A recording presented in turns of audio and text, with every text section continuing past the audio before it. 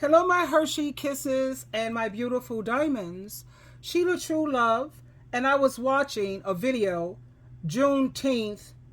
Since it's Juneteenth, well, we're in July now, but I just ran across this video, and this dude is talking about how black people hate each other. Let me share this with you, and let's come back and talk about it. And let's talk about what is the real reason we can't seem to stick together. Okay, let's listen. Since it's Juneteenth, let's talk about it. Ain't no unity in the black community. Black people hate each other's guts. Let's keep it real. And when Juneteenth come around, we act like we all together, we all support each other. That's so far from the truth.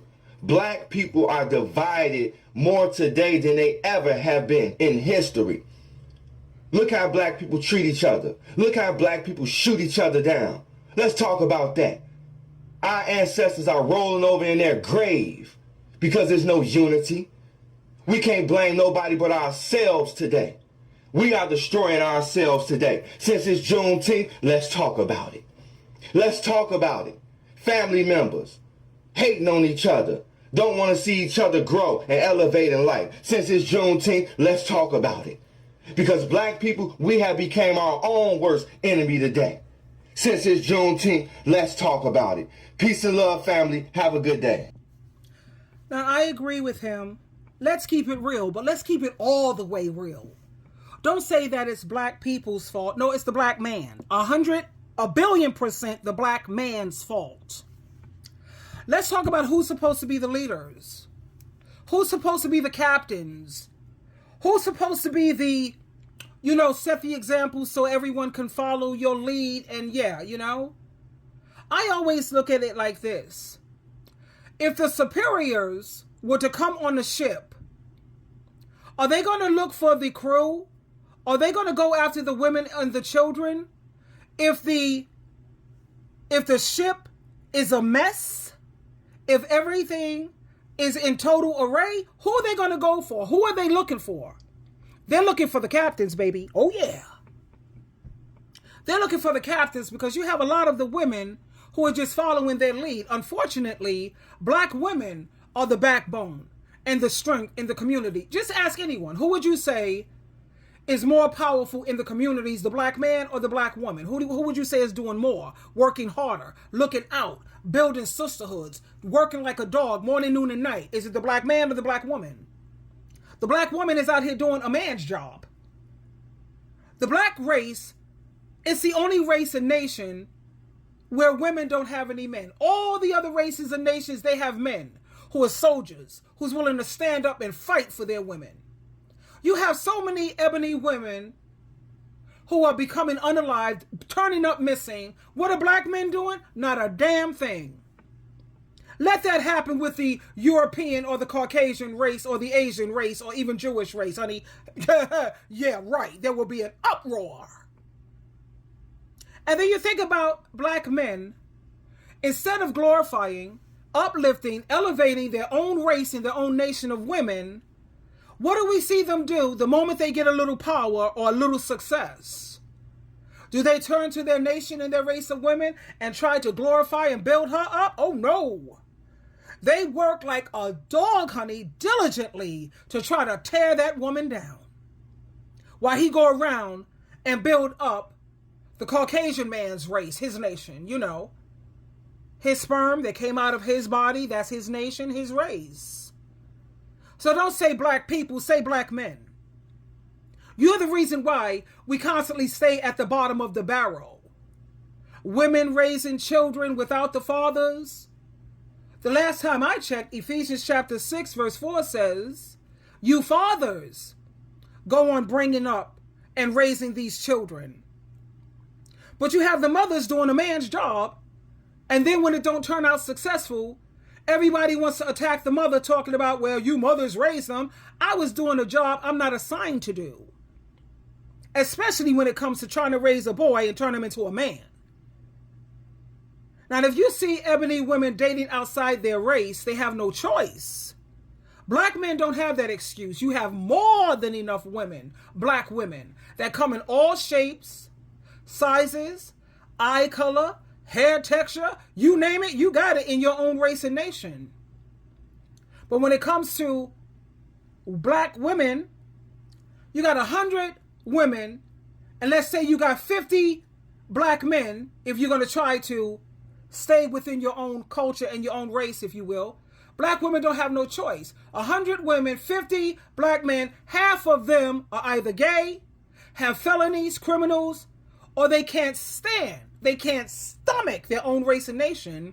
So now, out of the 50, you only got 25 for 100 black women.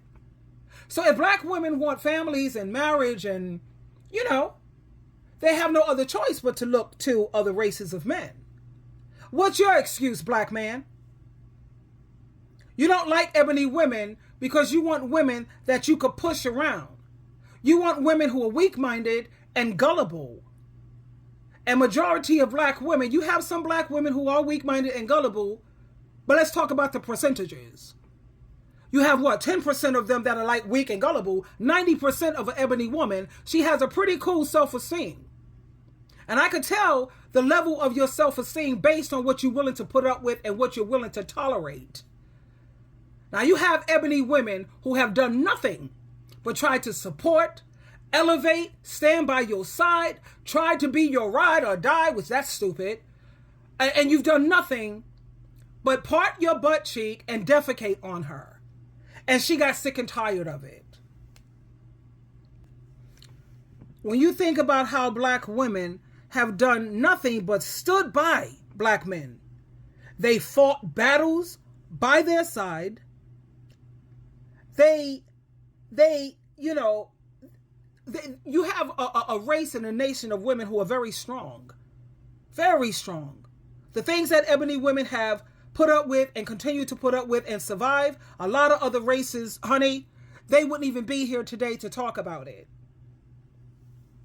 And it's time for you, black man, to start glorifying your own race and nation. Not just with words, but with action. Learn how to respect and honor them. You don't know what honor means. Most people don't. They automatically assume it means respect. No, baby. There's so much more to honor. Look it up. You have to start supporting them and build them up. Just look at twisted crimes, viral crimes, horrendous crimes, and look at how these black men are treating their own nation of women.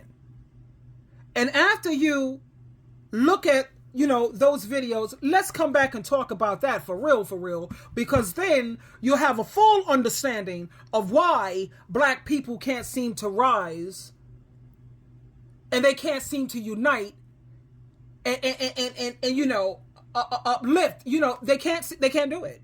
And that's because of the leaders. We have none. A bunch of women. What?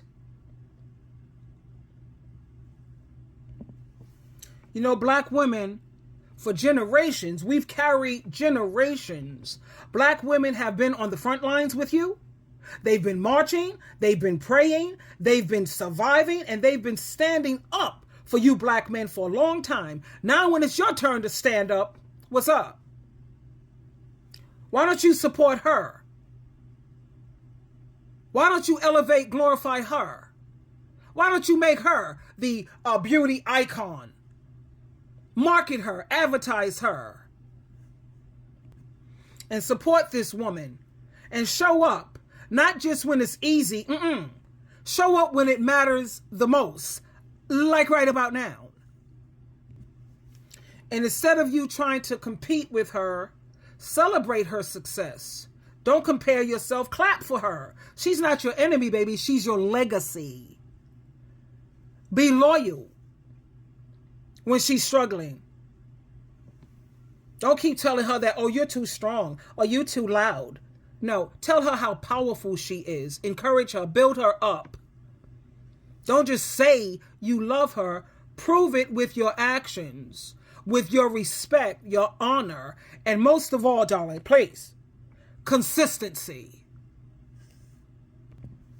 When you love your ebony women, your black women, baby, and you love her right and you lift her up, a black woman who's loved correctly, she becomes unstoppable.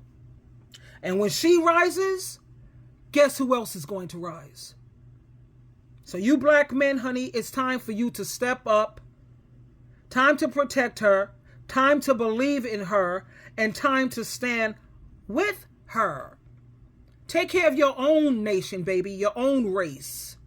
And I would like to see more black men date women their own complexion, because I see a lot of dark skin, brown skin. They want anything that's contrary to their own complexion. What's wrong with your complexion?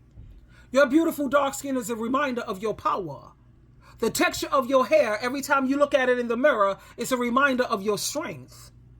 Every time you look at a black woman, brown skin, dark skin, light skin, whatever, especially brown and dark, baby, you're reminded every time you look in her eyes and look in her face, wow, I'm that powerful, because even though she's chocolate, dark, brown, black, look at all she's overcome. She's powerful. Still I rise. Oprah Winfrey, for example. We got Obama, Michelle Obama, brown skin, dark skin. What? Oprah is a billionaire with that dark brown chocolate. And every time you look at a dark-skinned, brown-skinned woman, you should always say, look at the beauty of me. I'm reminded of how beautiful I am, how strong I am, how powerful I am, and what I'm capable of doing. And when you see your kinky hair, I don't like to say nappy, I like kinky. Because kinky is like fun, it's playful, it's beautiful. That beautiful kinky hair, baby. Especially because I look at how Africans take care of their hair. They wash their hair with berries. My roommate was African, and she had very healthy hair. And the way she takes care of her hair, beautiful. And you look at her and you can't help but think and be reminded, I'm so beautiful, I'm so strong, I am truly amazing.